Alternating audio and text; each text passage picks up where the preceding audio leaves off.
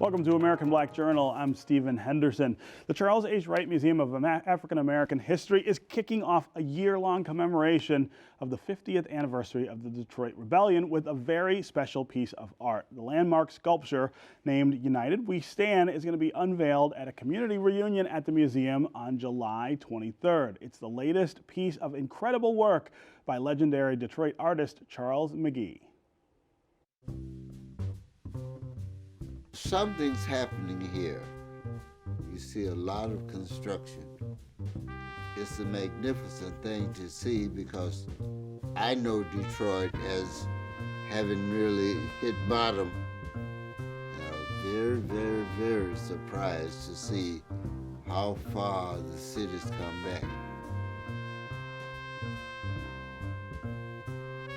They changed the cadence of life for everybody, but it put it on a different pitch.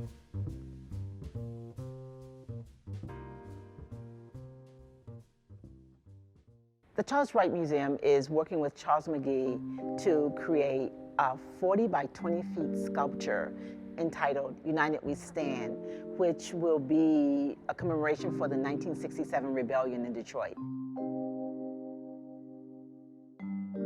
Several people I know were killed during that riot. We don't know what good is unless we have bad, you know. It was in the 43, that one was pretty bad. They really tore up Hastings Street. It was one of my great influences in trying to learn art, bettering my condition so that I could compete in the world, you know. The rebellion of '67 had a tremendous impact on the changes in equity as it happened in Detroit. I opened my own gallery, Gallery 7. I convinced black artists that I knew to assist me so that we could have a school in there and a gallery all in one situation. We got the artists to teach the classes. Everything was free. Suburbia were bringing their kids to my gallery. This helped to create that sort of a mecca. This is a tremendous project for the museum and for the city of Detroit, and I am so appreciative that the Joyce Foundation has stepped forward to see this as something that's worthy of their support. As you can see, this was born in the last couple of months. One thing I noticed about the human brain, if you can't do something, you can do something else, or you can change the methodology. That's what's happening to me now.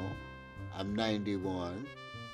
My body is older, but I'm still thinking and still producing.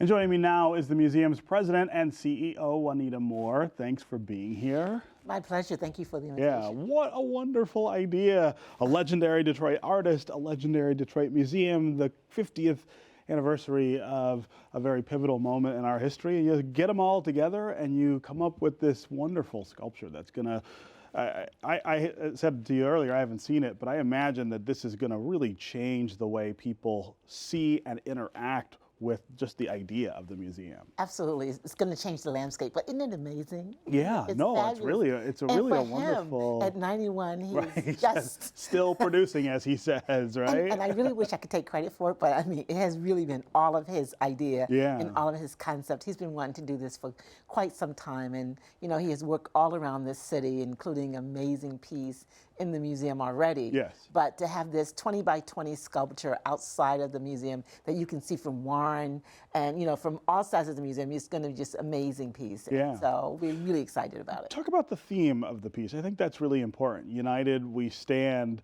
Certainly that was not where we were at the end of the rebellion in 1967. This was a very divided community. There have been so many efforts since then to try to heal that divide, bridge that gap.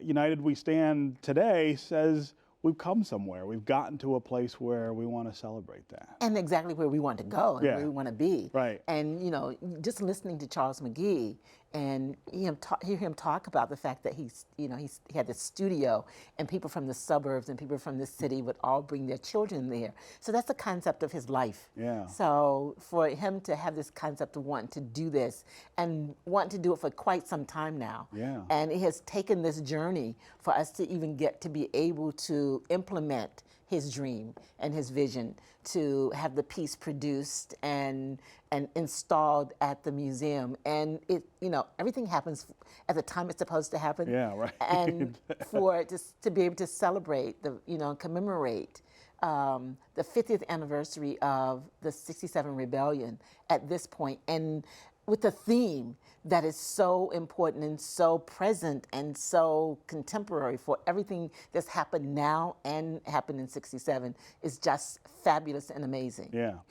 So July 23rd is the date that we'll have the installation. That is the date of the rebellion in Absolutely. 1967. Yeah. But it kicks off a year of commemoration of this 50th year of the rebellion. Talk about how this fits in with the other thing. I know the museum is doing a lot. Lots of museums are involved. Yes, right? lots of organizations around this city, you know, will be commemorating and really help us to think and rethink and to help us really shape the future and sort of really, hopefully, around this theme, Charles McGee's theme, that United We Stand. And to have this unveiling of this sculpture and then followed by an invitation for people to come and have this sort of everybody to come and spend this time not only unveiling the sculpture but having a conversation and about what we can do together and how we can move forward together is really important, and that's what we expect to do the day of the 23rd at the museum. Sort of convene this conversation. Yes, this with homecoming people piece, of our if you will. community. People coming back, and we've had some amazing performers and entertainers and artists, because you know the arts really help us do that better than anything else. Help us come together and have conversations about what we can be together.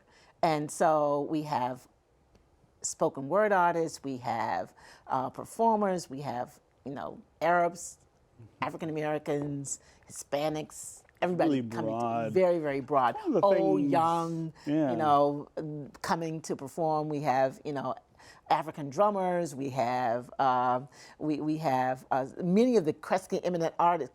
He is a Kresge eminent artist, Sure. and we have other Kresge eminent artists that will be performing as well as the Kresge Arts recipients that will be performing. So Kresge is a big part of this, Right.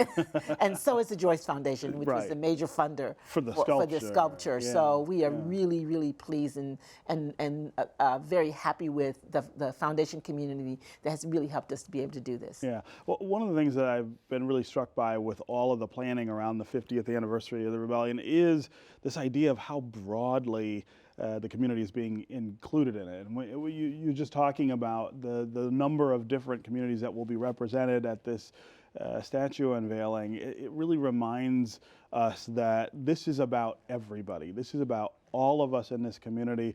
A lot of times I think it's hard to get people to see that. They think this is a black thing or a black-white thing. This is a community that's really, really diverse, and everybody has a role to play and a contribution to make. And I think that's important to say and to actualize, and that's why we wanted to do this program, and to kick it off with with Charles McGee being the center of this, a 91-year-old artist who has spent his life from Detroit, that has spent his life really using the arts to help bring people together is such a key moment, and it's such a key thing to have at a moment like this. And I think that we're continuing to not only just do that, but inside the museum, we're going to we have an exhibit on the Olympics, and we know that especially the '68 Olympics played a major role in looking at race relations and human rights issues around the world, and happened at the Olympics. So we will have an Olympian that will come in and actually give a tour of this exhibition and sort of talk about the role of the Olympics and how not just the arts and sports together have been able to really help bring people together and help us put light on issues that we need to talk about and really try to solve these problems together. Yeah. Of course, this is happening at a time when we are reminded again of the challenges that we have in this society with regard to race and racism, the things that we're seeing on our phones and on the desktop and on the television. Talk about the way that you guys at the museum, sort of this cultural hub of the African American existence here in Detroit, talk about when things like this happen, what it feels like at the museum and what sort of inspires you guys in terms of the way that you feel like you're either conveners or responders to what's happening. For us, it feels like opportunity. It feels like, a wonderful opportunity. Although the challenge is there, it is also an opportunity to bring attention to and educate. And so with even the commemoration of the 67, we will start to educate people with going back to Nat Turner and the understanding that people have been trying to create change in this country for quite some time. For a very long time. And it has been, and it was part of the Constitution, it was part of the Bill of Rights, it was part of what this country was founded on. The right to have a voice, any individual voice, speak up and speak out against what change should happen in injustices. Yeah. And so I think, it started back with the Boston Tea Party. And so we want people to understand that is part of the right of democracy, that a single person, a single voice can make a difference. Yes. And so we start with that by taking the opportunity to teach and to use history to help us move forward and help us to see the vision for the future and help us show how any individual, whether you're rich, poor, black, white, whatever, you have the opportunity and the obligation to speak up and help make change for the better and help change people's lives, which is the same thing that happened in the civil rights movement. Sure. Then when a group of people, individuals that weren't rich, weren't poor, who were not rich, not powerful, changed the way every single person, not only in this country lives today, but impacted human rights movements around the world. Around the world, sure. And so we want to use those opportunities to bring people together, to have those conversations, to help them understand that they also can do the same. They have a role to play. They have a role to play, and you have an Ordinary obligation. People. That's right. Wonderful opportunity to do that next weekend, July 23rd at the museum with the unveiling of this wonderful statue. And what better way than to start with the arts? Yes, that's right. All right, thanks very much for being here. My pleasure.